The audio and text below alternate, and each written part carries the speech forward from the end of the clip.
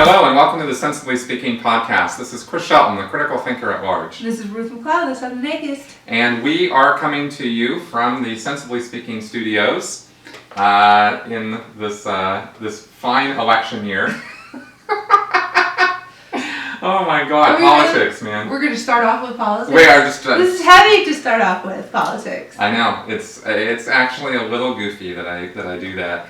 I never meant for this to be a political show particularly, or to even get into politics a whole lot, but it just begs for sensible talk. And it just what's going on in the political world right now just assaults my sense of sensibility. It just does. So it comes up, you know. It has quite become a very large circus. Yeah, it's a circus. It's crazy. But you know, we won't get in too deep into this because we're not going to get in. This isn't political show this week. But and I got a little bit of a rant or thing to go over already on this. But I do want to say that I'm sort of thinking about Trump a lot, and I'm looking at not everybody who's following this guy is like a moron. I mean, there's no shortage of morons. But which perplexes me more. Well, here's what I'm thinking, is really quick, real summary, is I think we're looking at a nonviolent revolution. What kind of revolution? Against the government. Okay. Right? Sure. We have the lowest approval ratings of Congress, the president, in decades, if not ever. It's right? time. It's time to clean out some of the congressmen and senators, things like that. Exactly. Like we talked about last week. Even Obama got in on a platform of change. Yes. Right? Change. Right? And he actually did create some change. And the millennial vote is actually going to be a big thing this year. Mm-hmm. This election period. It's the first time they can vote, and I can guarantee you a lot of them are going to go against what their parents were. Vote, vote, vote. One vote, one voice. That's right. If you're watching, vote. Does matter. Go to your caucus. So, anyway, we can talk about that a lot more maybe at a later time, but yeah. I just think that is actually kind of some of the impetus of what we're seeing with Trump, and I think that is actually part of what's happening too. I talked a couple weeks ago about Trump doing this on a lark, or maybe not really being serious about this. I still wonder about that. I'm still sort of like thinking, what's this guy really doing? But as far as his supporters go and his followers go, I think that's kind of what we're seeing right now. So, so we're going to get into a comment that we got from our mutual friend and show supporter. I got this comment in person. Yeah. You didn't get hit like I did. She got assaulted. It was one of those. Because of me. It was one of those, when you're surprised, like kind of hits, and you just kind of move your hand. Right. She didn't mean it maliciously, and she knows I love her. Yes. So that same night I got an email. Yeah, you did. And so I'm going to read the email, and then I'm going to actually give my response. I actually spent quite a bit of time today looking into some things, and I think that you guys might be kind of surprised by some of what I'm going to go over here. So that means Chris is about to monologue, and so I'm going to be quiet for a bit. Well, yes. However, I was going to say I have this thing all monologued, but if something comes up that you want to comment on, don't just stop me. Just comment. It's not a problem. Oh, you mean I'm allowed to interrupt you? You are allowed to. Well, I'll be damned. Yeah, please. I'm kidding, I knew that. Okay, good. I knew that. So, no, seriously, because there's a lot I want to cover here. So, first off, the email I got and what Ruth got assaulted with was, I told Ruth tonight she needed to get you to explain on the next podcast what you mean when you say that you can't identify as a Democrat because you are socially liberal but fiscally conservative. Me, right? What the hell? That phrase has always driven me nuts because when you get down to it, I don't see how you can be both. Liberal financial policy is rooted in progressive taxation, having the rich pay their fair share, robust spending for social programs like Planned Parenthood, and paying a living wage. All things I think you support. Yes, I do.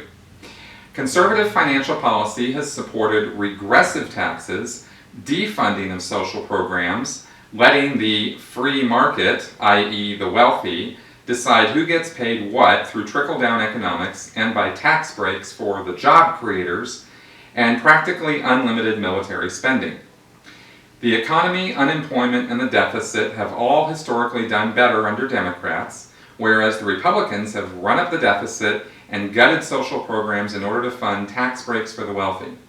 There is this myth out there about tax and spend Democrats and budget balancing Republicans, which is just that, a myth. Clinton handed Bush a surplus, and W handed Obama an economy on the verge of collapse. How are Republicans the more fiscally conservative party, and how can you be socially liberal but support financial policy that doesn't support social causes? I just don't get it. Please explain. Question, question, question, question.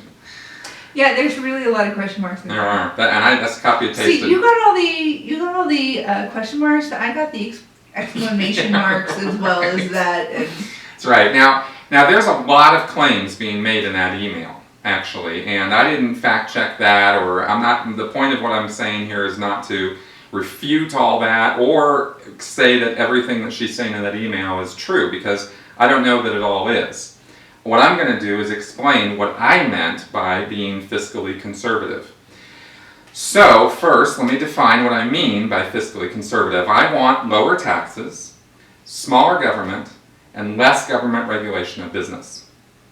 Now, stop what you're thinking right now, and let me explain a little bit more about what I mean, because I can get that people are going to have apoplexy about me talking about big business getting tax breaks, and that's not what I'm saying. Just remember that this is Chris explaining this, not Ruth, so if you have any comments or questions, direct them at Chris's email, not mine. I'm just saying, right? I'm not for big business screwing the little people. Oh my God. Okay, now, the other thing I want to say, just as a broad stroke here, is just because something's been done a certain way in the past does not mean that's the only way it has to be done. My fiscal conservatism is more of a philosophy than a political affiliation, because I can assure you that I am not a Republican of any stripe. If some Republicans happen to mouth words that are similar to what I'm saying, it's pure coincidence. However, I'm not for unrestrained spending on social programs either. When you see what I have to show you about where our money goes, and I got some great charts coming up. He's got charts. I have charts. Oh my God. I think you'll see what I'm talking about. So, people look at our current situation, which has taken decades of bad decisions to create, and think it's all going to be handled by one new president instituting new policies that will take America back and get us back on some kind of track of fiscal responsibility. And that is so short-sighted that we might as well admit we are the blind leading the blind. Very few have enough vision to work out how this ship, the American economy, can be turned, much less see what direction to turn it in. When I say I'm for less regulation of business, that does not mean no regulation of business. That's not what I'm saying. What we have in this country is far from my vision of an ideal, but it takes some research and some work to figure out what the current picture actually is. I think many people don't know how our regulations work, where our money is actually going, and what's important in terms of government spending. I know, for myself, in researching this today, I learned all kinds of things I didn't know. So I'm not pretending to be some kind of an authority on this. I'm just trying to explain myself. You should explain yourself. I should explain myself, I know. Now, first off, I'm not for unfettered free reign of business to do whatever they want to whomever they want. One of the biggest problems I see with business regulation is how our government is influenced by big business and corporations. And so they seem to be able to buy their way out of the regulations that are supposed to be enforced on them. It's kind of like gun control. You know, we have these gun control laws, but when they don't get enforced, guess what? There's no gun control, right? Like background checks, that kind of thing. We have all kinds of laws on the book for that. We also have all kinds of laws on the books for business regulation that these guys buy their way out of it. Of course. I'm not into that. It's not fair and it's not right. Regulations that are meant to keep businesses in check, such as allowing labor unions, right, to keep them from running riot all over their employees, or avoid taxation by saying that their operation exists in another country, like these kind of corporations who set up in Ireland, and that's where their corporate home office is, and there's like a receptionist Yeah. in a little dinky office, Right. and that's the home quarters of Apple, Yeah. right? That I'm not into that. If you're a U.S. based company, I think you should be paying U.S. taxes, right? And I think that those regulations need to be enforced on all companies of all sizes, regardless of how many political contributions they make. In fact, this idea that corporations are people, It's ridiculous. hate that, right? That's an example of businesses and government being, run amok because of business influence, and I'm not for that. So, now you might think right now, thinking with this label of fiscal conservative, well then you're not fiscally conservative. So let me just explain some more, because I think I am. In reading up on this, I found some scathing liberal articles about the concept of fiscal conservatism. Scathing. Okay. Really nasty. I mean, one particularly nasty piece of work was by somebody named Greta Christian. Okay. And she says, in the United States, fiscally conservative means supporting fiscal policies that perpetuate poverty. She wrote, fiscally conservative means slashing support systems that help the poor, lowering taxes for the rich, cutting corners for big business, and screwing labor. Policies that both worsen poverty and make it even more of an inescapable trap. Now, for me, that's not what fiscal conservatism means. None of those things. I don't support any of that. And I don't think that lower taxes and smaller government mean we can't have support systems to help the poor. It sure as hell doesn't mean lowering taxes on the rich, or cutting corners for business, or screwing labor. That's not the brand of fiscal conservatism I'm preaching. We have to have a social safety net, and that costs money. I believe that's where a great percentage of our tax money should be spent.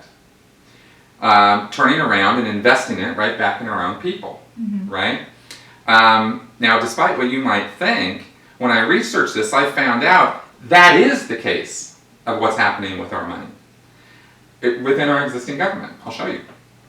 But you wouldn't know that if you look at the propaganda out there about the Republicans, or listen to the kind of nonsense that Greta Christian is spewing about economics. It was really annoying, actually.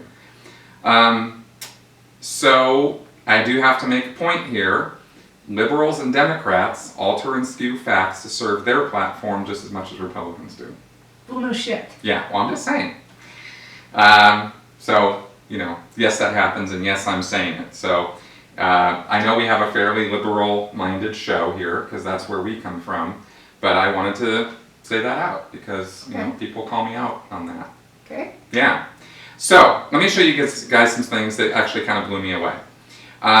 Many of you may have seen this meme flying around on Facebook, and I'm going to show Ruth here. Yeah, he hasn't pressed me for any of this at all. Nope, not even a little. Well, he told me he was going to do it. I just didn't know what it is. So this is a meme that was up on Facebook. Okay, looks kind of, Yeah. And it's an anti-Republican meme, right? And for our audio listeners, right, it says, look closely at this chart of federal spending, and it shows a pie chart with military spending taking up 57% of the pie.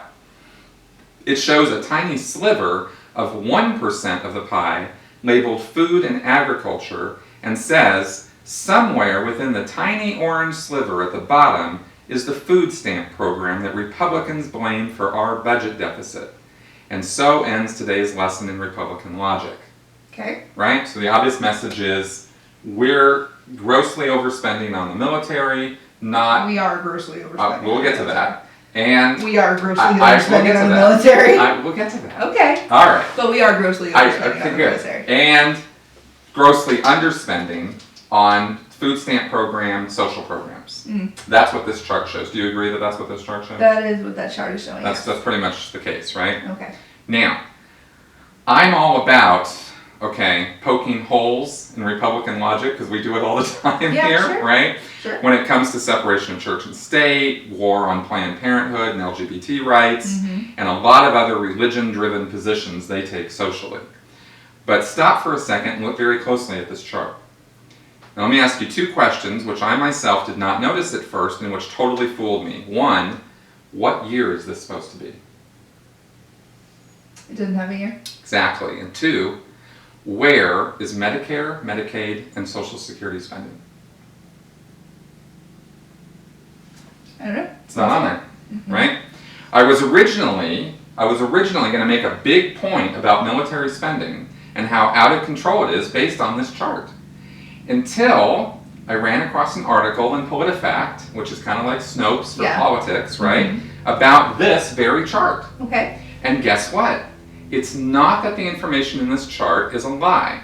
It's that it's presented to you as one thing when in fact it's something else entirely. Oh, okay. Okay, according to PolitiFact, most federal spending, and this is really interesting, or at least I found this very interesting. Most federal spending can be categorized as discretionary or mandatory. Right. Okay. The levels of discretionary spending are determined through congressional appropriations, with both houses of Congress and the president ultimately signing off on agreed levels of spending. Okay. Right? Most spending by cabinet departments and independent agencies fall under this category. It's discretionary, in the sense that if political leaders want to raise or lower the amount of spending for a given purpose, they can do so by tinkering with the appropriations bills. And that we always talk about this, the pork in the bills, and Right. we're always bitching about that, right? Well, we hear about that in the media. The other major category is mandatory spending, which is also referred to as entitlements. Right. Okay. Spending within this category is determined by a formula. And the big pieces are Social Security, Medicare, and Medicaid. Now there's other things that are also entitlements, but those are the three big chunks of it. Okay. For each mandatory program, the amount spent is tied directly to the number of people deemed eligible by age or income level. Right? So they figure out all this stuff and then they formula and they stick it in there. And they basically run on autopilot. Congress doesn't have to do things with this in order for it to run. And unless, in fact, it takes a major act of Congress to get in there and do something with those formulas, right? Okay. So, mandatory spending, discretionary spending. When PolitiFact actually got the 2015 federal spending percentages and broke them down, they found that this chart is not that far off for discretionary spending only, Okay. right? So that is what this chart right there is. That's discretionary spending for 2015. Stop making me pull out my damn I know, glasses. I'm horrible. I am awful. Okay? We're grossly overspending military. Yeah, now, that's discretionary spending. The problem is that this pie chart ignores mandatory spending. It presents itself, right? They presented it as though it was the federal spending. But it's not. It's just a part of it. Now check this out. 60%, about 60% of all federal spending is mandatory spending. Okay. 34% is discretionary, and 6% is interest. So that chart that's called federal spending is only 1/3 of the actual spending that the government's doing. We're still grossly overspending for our military budget. Okay. Now, if you want to see... I'm just going to keep making that point. You keep making that point. It's all good. It's all good. Now, if you want to see the total government spending actually broken down for 2015, here it is. And this includes all the mandatory spending, right? Now, the military share, including spending on Homeland Security, shrinks from 57% to 16%. The health share zooms from 5% to 26% once you take Medicare and Medicaid and put them in there. Social The Health and Security. Human Services? Yeah. That says 29%. Yeah. Social Security is 25%. I got my glasses Yeah, on. that's right. So we have 29% there, and then, so from 5% to 29%, and Social Security is 25%. I would just like to point out that it says State Department and Foreign Aid, 2%. So take that. That's right. And then food and agriculture, right? which was the original point of this, the food stamp program, actually goes from 1% to 4%. Because the food stamp program, that's mandatory spending. Right. That's not discretionary spending. Congress doesn't get to screw around with the food stamp program. Okay. It's mandatory. And then you have other agriculture and other things, right? And price supports. So calculating it this way severely undercuts the graphics message. Now, it doesn't invalidate the graphics message, and we're going to talk about that, but it undercuts it. Rather than the federal budget being dominated by the military, the budget's actually dominated by spending on Social Security, Medicare, and Medicaid. In fact, the ratio of military spending to food and agriculture spending in the full budget is 4-to-1, not 57-to-1. Mm-hmm. Okay. Good. Now, Ruth will appreciate this. I will. You can still have a problem with military spending. Oh, I do. I do. Oh yeah, I do too. But what do I base my opinion on? Memes. Because again, when I dive into the details of it, guess what? We're spending less on the military now than we used to. Which isn't saying a whole lot. Where it actually, let me finish. Okay. In fact, military spending has gone down each year. You've been talking for 20 straight minutes. Yeah, you know, Sorry. I'm going to finish my points. Sorry. Military spending has gone down each year since 2011 for a cumulative drop of 15%. Wow. Now, don't get me wrong. I'm not a big military spender. I'm going to talk about this, okay? So this isn't actually, we're not actually against each other right now. She just thinks we are.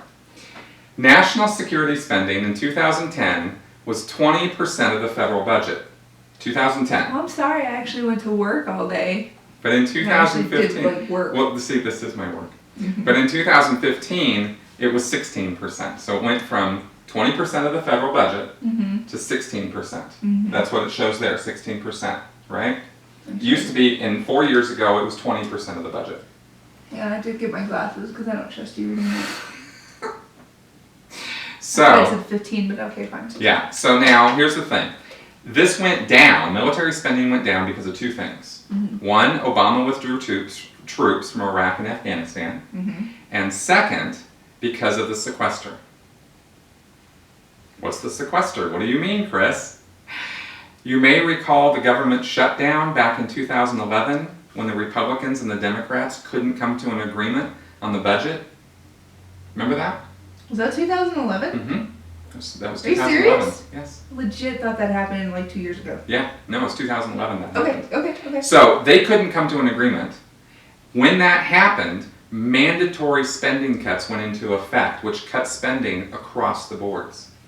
Was there another one recently? 2011. Because my nephew's 3, and there was a government shutdown where he couldn't go to a park. Yeah, there was some sort of like, maybe there was like a 1 or 2 day thing or something. But no, this thing went on was for like weeks. Yeah, no, this is 2011. Nuh-uh. Okay. I'm just talking about the 2011 sequester. I've got the Googles. Anyway, go ahead. You Google away while I talk about this. Because regardless of that, this happened. Now, that had mandatory spending cuts across the boards, okay? And so the military spending went down. President Obama, now this might surprise you, I don't know, President Obama has actually put forward a plan to upgrade and modernize the military and increase military spending starting this year. Which is funny because one of the talking points of the Republican candidates is how the military has been downsizing and shrinking, which it has, and how it's all Obama's fault. They are kind of ignoring the fact that they were the ones who were filibustering back in 2011, and the Democrats and the Republicans are both kind of responsible for this because they couldn't come up with a balanced budget, and that's what cut military spending in the first place. So when Ted Cruz and Rubio stand on stage and say, Obama's destroying the military, they might as well hold up a mirror and look at themselves too, because it's everybody in the government that did that. So, that's military spending. Now, as to taxes, I said I want less taxes, and what I meant by that is I want less taxes on the lower and middle classes, and increase taxes on the 1% who stay the 1% because of the tax breaks and loopholes, and I want corporations based in the U.S. to pay taxes in the U.S. However, in order to talk about this intelligently, requires drilling down to a lot more details than that, like what is the middle class? And how do you start looking into, how do you do all this? How do you implement this stuff? It's crazy details. When you start looking into all those details with an economy as large as ours and the number of things that we're taxed on, it gets to be truly overwhelming with all the details to deal with. So if you actually want to talk about truth or reality when it comes to taxes, you are never, ever going to reduce it down to a meme or a soundbite. It just never, I'm just telling you right now, any meme or soundbite you ever hear about taxes is bullshit. Because it's wild, the tax situation. So, I can, now as an example of what I'm talking about, I can generally say that I don't like Obamacare. Okay? Okay. Because now, it's got a lot of taxes in it. Mm-hmm. There's 21 taxes in Obamacare. Okay. 21. Okay. Okay. I haven't personally benefited from it yet. I found it nearly impossible to even get in touch with somebody or get online to get help with my local exchange. And generally being held responsible for mandatory health care for me has been a gigantic headache. That has been my experience. Yes, that's my experience with it. You know I do that, right? I do. I do. That's like what I do. I know. Okay. Which is why I know you're looking at me that way. Yeah. Because you're a professional in it. You don't have problems with it. Now let me ask you a question. Do you get health care through your work? Yes, I have signed up people for healthcare through the exchange. Right. The first time I did it, I had never done it before. No, it's all good. When I called, I got someone on the phone within 28 seconds. That's awesome. I have tried for 3 days to try to get health care through Obamacare, and I have been unable to do that. And I am not stupid. I am not unable to communicate, and I'm not unable to work my way through a website. And I have not been able to do it. So my experience of Obamacare has been a headache. Okay. Okay. Right. I'm not biased against it. I'm not biased against Obama. The Affordable Care Act has not worked out for me. Not to say that I can't make it work tomorrow. I'm just telling you that my experience so far has been headaches, headaches, headaches. That's great for your experience. Yeah. Okay. Okay. But now, from everything I could find in researching taxation over the past 8 years, President Obama has taken actions during his presidency to lower taxes or create tax breaks for many in the lower and middle classes, while he has increased taxes on the upper income classes. I don't have a problem with that. Okay. I'm all good with that, right? So, some conclusions I have here, right? Politics is definitely a game of confusing the hell out of everyone with short memory spans and a limited understanding of what's actually going on. I mean, it takes hours to dig in and figure this stuff out, right? Okay, but you know the Affordable Care Act isn't exactly what Obama brought to the table. It was, what we have now is what has happened after it's been shredded by all sorts of people, right? You understand that? I'm not blaming Obama. I'm not saying Okay, anything no, about it one way or the other. I just want to know, I just want you to know that that's not what he brought to the table. That's not what he and his team brought to the table. All right. It's, well, that's what we have. bastardized, and I got it. It's not great. I agree that it's not great. Obviously. Yeah, I think we're in agreement on that. And I don't like that system. And I don't like the taxes that it brings, and I don't like the way it's implemented, and I don't like the fact that I'm being fined when I do my tax return because I didn't have health care because I couldn't get it. I don't like those things. You know, there's... I'm going to talk to you about that later. Because there's ways that you can get around that. Fair enough. So, now, the only reason I was talking about all that stuff that I just talked about is to show that my idea of fiscal conservatism is kind of what's actually been going on for the past few years. With all the things I just described, right? The military spending has been coming down. Okay. I'm for that. Taxes have been coming down. Okay. On the lower and middle classes. And they've been going up on the upper classes. That's actually fact. That's actually what's really going on. And the vast majority of our government spending, as I showed in that chart, the vast majority of it is spent on social net programs. Okay. That's what's really going on in this country. So, and I do agree that military spending is too much. It's 16% of the overall budget. I think more of that money should be going into social programs, but I have a point on that. I don't think any of us should be jumping up and down in joy over our current economy and the percentages of where the money goes. So, we also, I think, have to be realistic about some things, and one of those things is our social programs. I've said I want social net programs, right? And the vast majority of our government spending is on social net programs. But I'm not interested in continuing social welfare programs that don't have any evidence of solving the problems they're a band-aid for. That is a whole other conversation, and one we should probably have. We're not going to get into it right now. 'Cause that's also what I do. I know. I said I want people cared for, and I know that there are a great many people who need a helping hand back on their feet. I also know there are a certain percentage of the welfare population who have become multi-generational welfare recipients who have decided that is their job, to be on welfare, to take advantage of or game the system for the rest of their lives. Just to be crystal clear, what you're not hearing out of my mouth right now is that all welfare recipients are money-grubbing, lazy slackers, or even the majority of them.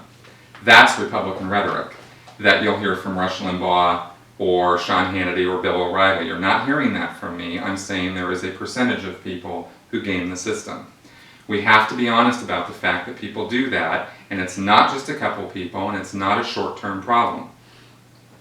The social safety net we all want will end up becoming a rope around our necks if we don't regulate it and do something to get those who can work actually working. And I think that's a generally agreeable principle. I think that has to be part of the conversation, and I don't actually hear that being talked about as much. So, maybe after everything I've now said, it's raised more questions than answers, but I wanted to make it clear where I'm coming from when I say I'm fiscally conservative but socially liberal. So I have a feeling Chris is going to get another email. probably. If I get hit again for you, I promise you I will hit you harder. Great. So I had a drink or two in me. That was not great. Wow. No. Anyway, it makes sense to me, and I'm certainly willing to talk about it more or answer questions about it or whatever. I don't pretend sitting here right now that I've got every answer to every program all figured out. What I found out today is I was swimming in all kinds of numbers and confusion and like, holy cow. So, But I think it takes research like that to actually establish a position that makes sense to people rather than operating on sound bites and memes. And I can tell you, and I've been saying, for the last 20 minutes or whatever, this is what I do. I work for a private case manager and life care planner. I assist some of our clients in getting into Social Security, disability, Medicaid, Medicare, whatever. I assist them into that, and it's not an easy process. And have I seen people who are jacking the system? Yes, I have. Have I seen people steal their kids' medications? Yes, I have. Have I seen people who fake an injury? Of course I have. Yes, I have. And I've seen that as well. But I can tell you, those are the ones who pop out in my mind, because when they happen, we are so appalled that it happened. I haven't been jaded yet. Maybe I don't work in the right field. Maybe I need to work in the public sector to become jaded. But from what I see lots of people who need these things. And you know what? I would rather spend the money for the people who need these things and let a few of the bad ones in. I get it. I think we need to know more about what the percentages are of the people who game the system, because we know that they are there. Right. And and again, what I'm not saying is let's cancel the programs. Right. Let's stop doing them. Or that everybody who's on them are a bunch of lazy slackers and by jerk the offs, way, right? Florida, giving people a drug test to be on welfare obviously did not work. No, and and that kind of stuff thousands, not millions of dollars. Such a waste. Waste. Total waste. I hate crap like that. Drives me nuts, that stupid stuff. It's just it's like it's racist, it's classist, it's elitist. Right. Right? It's like I'd like to see somebody actually made a point today. I'd like to see some of the Wall Street bankers get drug tested. I wonder how many of those guys would pass drug tests. Well, I mean, then you have the people who get on welfare because they have to. They run into a hard time, and they're on it for a little while, and then they get off, and that's how the system is supposed to be. That's how it's supposed to work. But then you have people who get on the welfare system, SNAPs, or they have SNAPs is food stamps, or they have unemployment or something like that, Social Security, disability. They'll have it for a year or two. And then you have these people who shame them for that. And they're like, right. Oh, well, they're just entitled. And entitlement sounds like a negative word. We've made it into a negative word. Well, we've made it into a negative word. Exactly. These are things that people, when they work, like if I was injured right now, I've been paying into my Social Security since I started working when I was 16. Right. And so I am entitled to that. That's what that means. Right.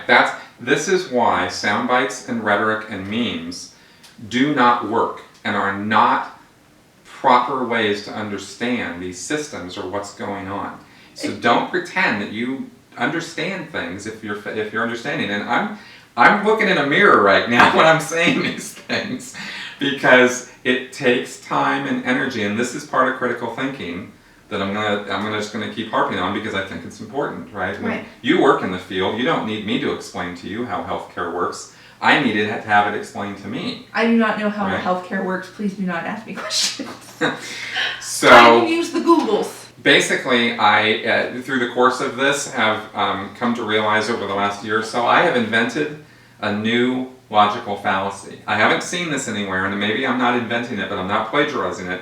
This is an original thought with me, is the Facebook fallacy. The Facebook fallacy. The Facebook fallacy. Basically, from this point forward, if I or anybody ever presents anything to me, including me presenting it to myself based on a meme that they saw on Facebook, your argument's invalid. You're wrong. The conversation's over.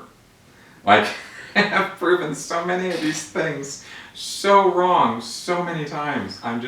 I am never taking another Facebook fact again. It makes sense to assume something is not correct without evidence, and then reviewing the evidence, That's and then maybe having some other evidence to back it up. Right. So what you're saying is somebody who sends you something on Facebook, like the first chart that you had. Yeah. It's immediately wrong until you can prove it correct. I'm not buying that. Kind of like the backward system of how our legal system is supposed to be. I am not going to accept that and start thinking with it and get upset and start pounding my fist about government spending on the military when I found out how totally wrong I was about that. I was like, wow, that is amazing. We spend too much in our military budget. We do. Always have. Okay, good. I'm sorry. I'm not arguing with you. Compared, where I take this money from is compared to the rest of the world. We spend way too much. I know, we do. I don't care if it went from 57 to 16 or whatever anything. I get it. We still, it could still be 5% of what our national budget is, and I still think it's too much. It's kind of a reflection of our foreign policy that we have that budget, and that's what I'll say as a very skim over the surface of that, because that itself is a whole conversation, and actually requires a whole another dive into research and stuff to figure out where's that money being spent exactly, on what, that sort of thing. By the way, a lot of that, a bigger percentage than you probably realize, I did find out today, on military spending is on pensions and on healthcare for vets. Not enough healthcare for vets, because there have been Affleck on commercials begging for fucking money. I know, I'm just saying right now that one thing I did see today is that a good chunk of that military budget is on the HR portion of the military. And I'm shaking my head. I'm not shaking my head to what you're saying. I'm shaking my head that they say so much of a chunk is going to the spending on this. There's no need for our government, our veterans to have to beg for money. That's freaking ridiculous. I agree. I work with someone who is a military vet, and actually she's still in the military, and she hurt herself during drills 3 months ago, and she has an appointment in April to see a doctor. First appointment about it through the VA. So yeah. Okay. Well, that all being clarified and said and everything else. I don't think it's clarified for her. Well, okay, she can tell me that. She's gonna come to the hub and have a conversation with you. Fine. Bring it. Anyway, I got a chance to say some things. I got a chance to do some nice research, and I got a chance to share it with all of you today. So, I hope you guys enjoyed that. I sure did. Now,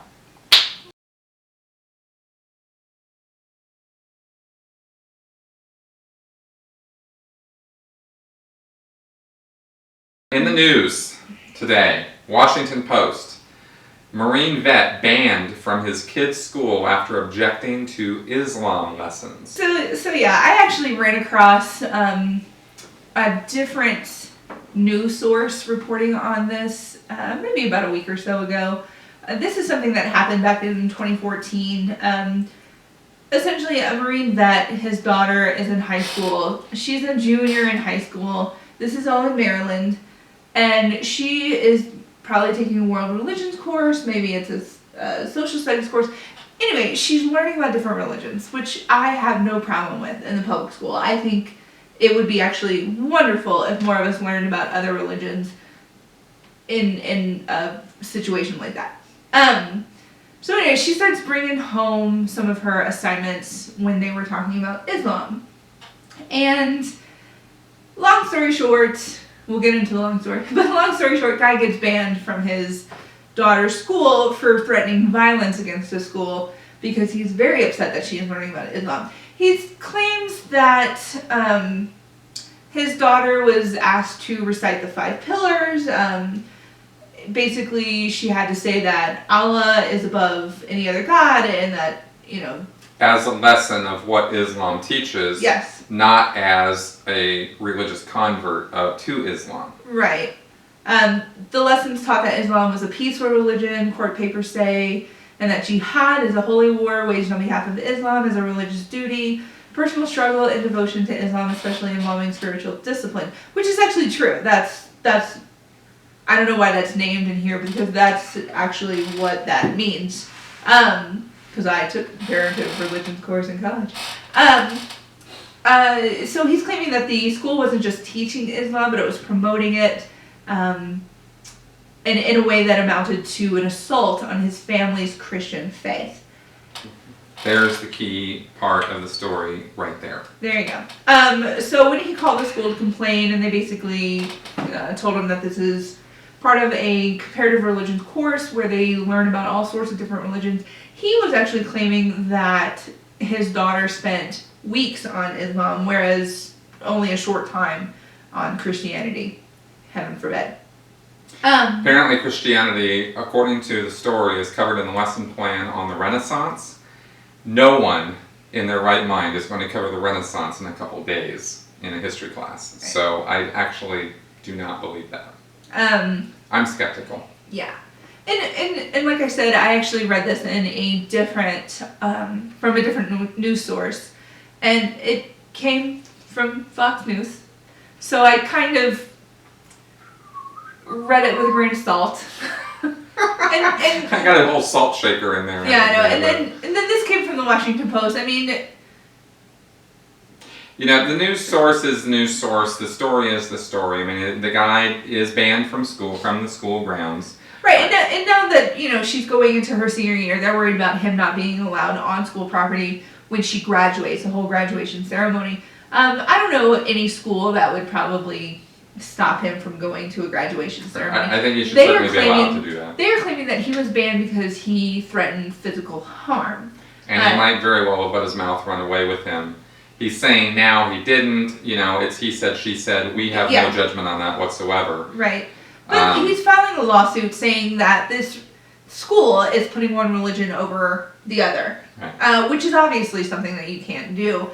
I'm incredibly skeptical of this argument, or of his argument.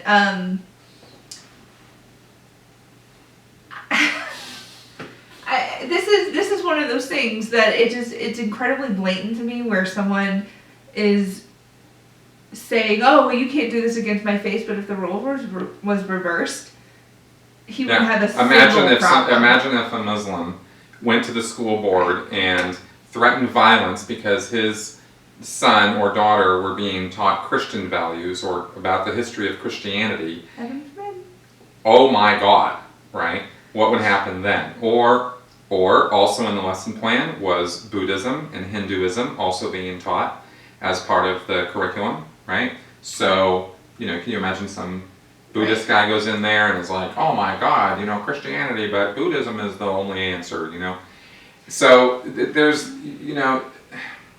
we're all about separation of church and state in terms of religious practice, so it might sound a little hypocritical that we're like pro-teaching.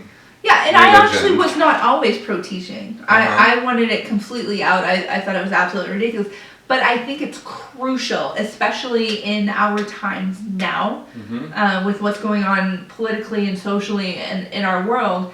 This is incredibly important, especially for our young people, to know about the religion in a controlled environment as compared to being at home or being in their religious institution and having them spew things at them. And I'm not saying that, all religions spew other religions. The one I grew up in did.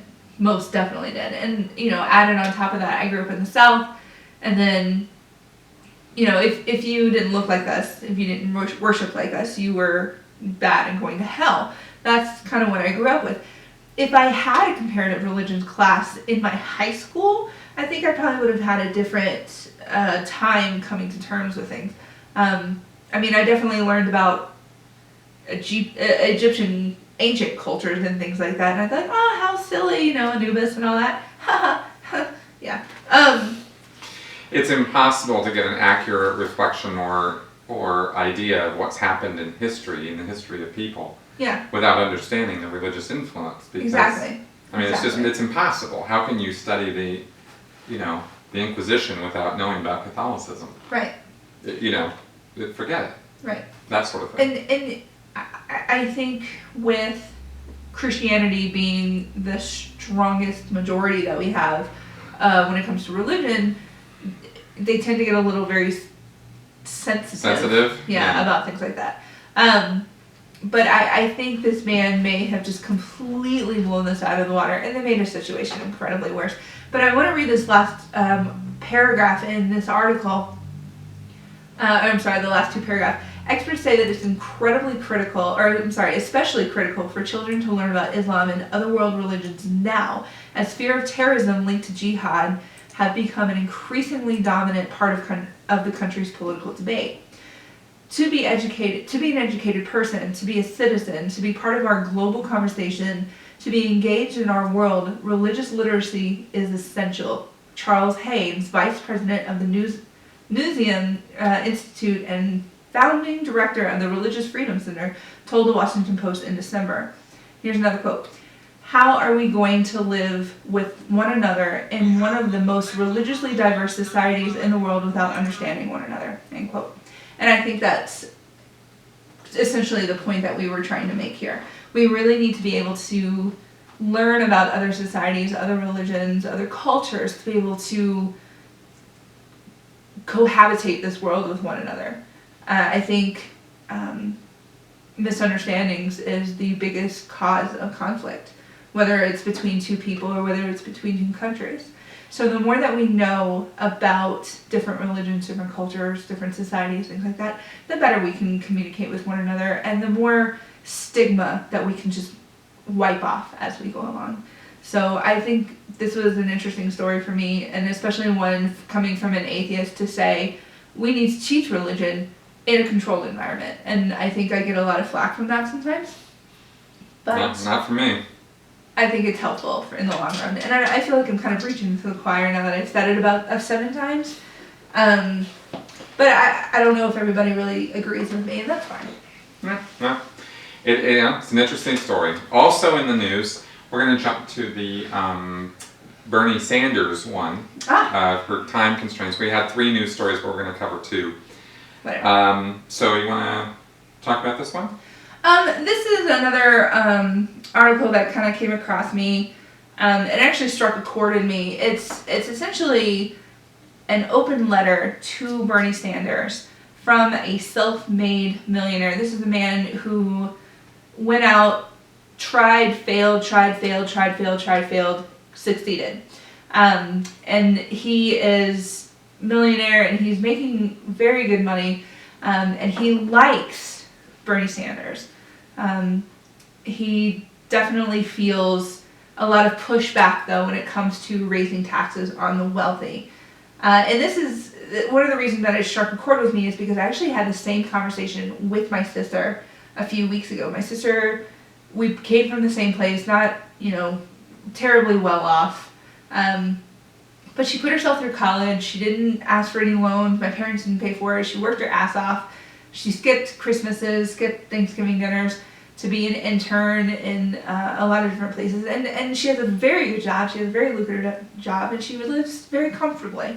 I would like to say she's not a millionaire, but she lives very comfortably. And she said the same argument that this man in the Fortune magazine that I read said. And I'm trying to find just a specific well, I'll outline just, that I'll just say that go ahead. this is, while you're finding that this is an example of, again, drilling down into the details, because, when you start, again, this, and I even did it when I was talking about the 1%, right? The 1% should be, taxed fairly and evenly with the rest of us. Well, I do agree with that, because I think that 100% of us should be being taxed fairly and evenly across the boards, right? So I can say the 1% without getting into too much of this weird generality, but when you start, putting labels on these guys and saying they're all this or they're all that, you find, these examples or people that or, instances where that label or that generality doesn't hold true, because they never always hold true. Right. A lot of people who have a lot of wealth got that wealth because they worked their ass off to get it, right? And that does include many CEOs. CEOs are branded as like, let's burn them all in effigy or in reality. And it's, in some cases it's warranted and in some cases it's not. And it takes layered thinking and drilling down into these kind of details to get that. And I think that's important. Right. So And when I'm saying he, this is Rob May. He is the co-founder and CEO of Talia, a Massachusetts-based developer of an intelligent virtual assistant for recruiting teams. And he, starting out in the article, he was basically saying, yes, I agree with Bernie. The economy is rigged against some people. And he was talking about how his father always told him, the world is against you, it is against you, there's no one else who's going to pull you up besides you. He said, I completely agree with that. So I worked my ass off. And he was saying how I said, he tried and failed at different businesses. And he says, despite the strain that entrepreneurship put on my finances, my health, and my personal relationships, I kept at it because I wanted to be successful. And eventually, yes, I became a millionaire. It only took 15 years. Along the way, I learned a lot. I created over 100 jobs, and in the end, I helped build something useful for thousands of companies around the world. But when I hear Bernie speak, I feel like I'm the problem with America.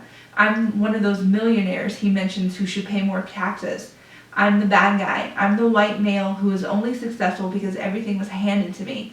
I don't deserve the money I made. All the things I sacrificed don't matter. The additional stress I was under doesn't matter. The risk I took don't matter. According to Bernie, the world needs fewer people like me and more people like the smart Yale student who majors in something useless, travels the world, and then graduates with $100,000 in debt that people like me should pay off via higher taxes. Yes, the economy is rigged, and any economy structure will favor some of the expense of others. But the wonderful thing about America is that if you are willing to make the right sacrifices, you can achieve whatever you want. Unfortunately, we've come to believe that achievement should be easy. Changing the attitude is the first step towards making yourself more successful. My sister has essentially said the exact same thing to me for years. I'm the only person who's going to look out for me. I'm the only person who's going to champion for myself. And I've taken that to heart, and I don't think I've done as well as she has. But, I still keep that within me. And so that's why I struggle with these things sometimes. I read something like this, I hear my sister speak, and then I hear Bernie saying, oh, well, we have to tax the rich. And sometimes I want to scream to myself, why do I have this tearing inside of me where I completely agree with Bernie, but I completely agree with my sister and Rob May here. Mm-hmm. And I absolutely, his last sentence there, where we need to make ourselves more successful, we really need to instill in this next generation and the generation behind them, in my generation for God's sakes, that nothing is just going to be handed to us. We really do have to work for it, and I don't know where we got so complacent. Well, I think a very harsh reality might be the fact that that some of what drives this change, this need for, or desire for change, is jealousy. Jealousy. Yeah. Oh, I did read something where we have such access to cell phones, the internet, media, things like that. We start seeing how other people live, and we see how people make money off of some stupid video that they made in, right. like the Kardashians. I was going to bring them up. They're famous for being famous. Exactly, and you have people who, and I'm sure that in some respects, even I'm loath to even say this, but the Kardashians probably work. I doubt that they were, but I don't know. What I do know is that there's a sentiment that there's this class of people who are basically just handed everything, or they easy money, or they made easy money, or whatever. Right. And there's jealousy, and there's like bitterness about that, right. And it becomes generalized, where it becomes everyone in this class is evil and must be destroyed, right? And it takes nuanced understanding to see that that's not true.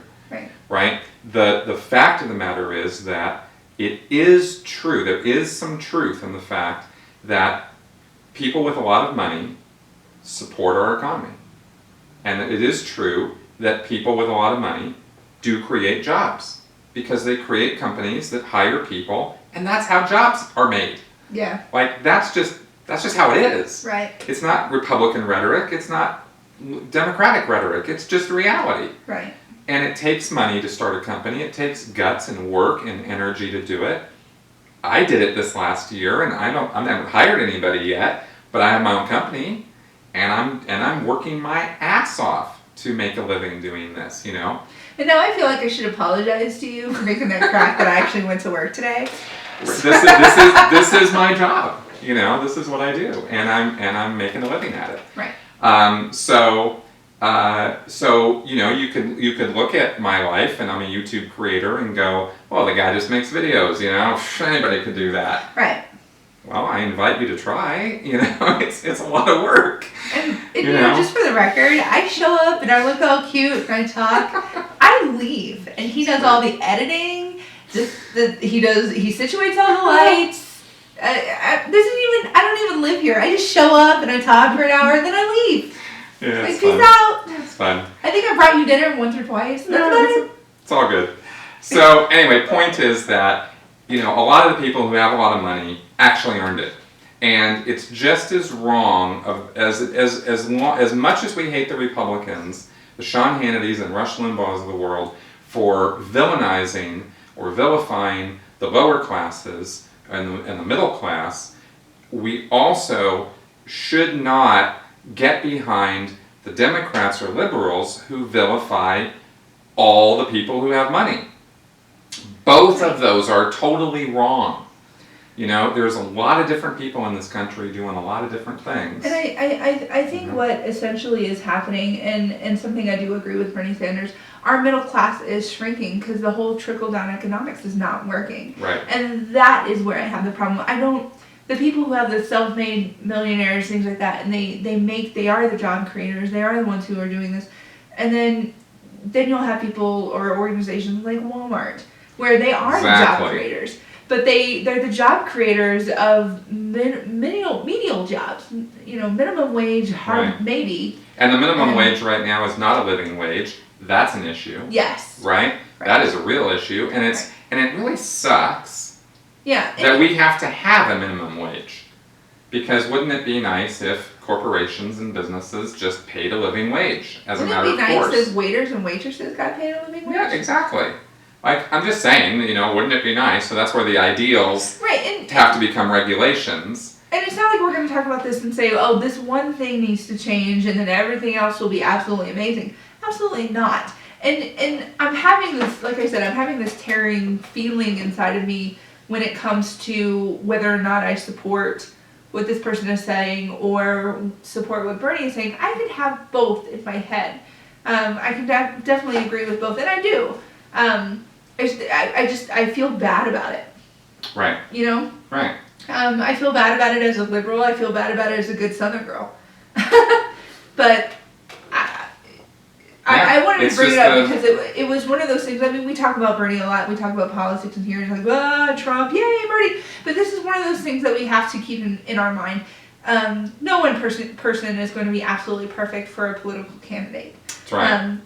But I do think that we need to have thoughts like this in our head when we are thinking about politics so that we can have a good even ground to stand on instead of just, well, my side's great, your side sucks. So this goes on to you talking about the financially conservative, socially liberal. This goes into talking about the religious thing that we just talked about, the military vet getting kicked out of his daughter's high school, and this Bernie thing. As long as we all know, or as long as we keep gathering information from multiple sources, then we have better footing on what we actually think, believe, act, see, things like that. Exactly. There you go. So there we go. Yeah. And with that, actually, we are pretty much out of time. Oh. Yeah, we had some other things we're going to talk about, and we're going to talk about that next week because we're just like, we're motor mouths, man. You know what? I don't talk a whole lot sometimes. Usually I'm just kind of like rolling around in my chair, and that's fine. And we've had a lot of guests recently, and I think it kind of has made us bottle up a little bit because we were letting our guests talk, which is great. We've loved our guests, but I don't know. This is what happens when you give me a mic. I just start talking. Yeah, that's what we like. And we have all kinds of things we want to talk about. So we'll be seeing, we'll be doing this format show next week, and then the week after that we have an interview that is it's an awesome one. You guys are really gonna dig it, but we'll get to that one. Unless they cancel. Well, yeah. They're not gonna cancel. They're not gonna cancel. So we're gonna wrap up for this week. Thank you very much for sticking with us and listening to us sensibly babble on here. What episode is this, by the way? 26? 20 something? 29. 29? 29. Wow. Yeah. So, yeah, okay. We're just rolling them out. So, if you have any comments or feedback at all, leave them in the comments section below, please. And you can also email me, chris@sensiblyspeaking.com. Or Ruth@sensiblyspeaking.com. All right, folks. Thanks a lot for coming by. See you next week. Thanks, y'all.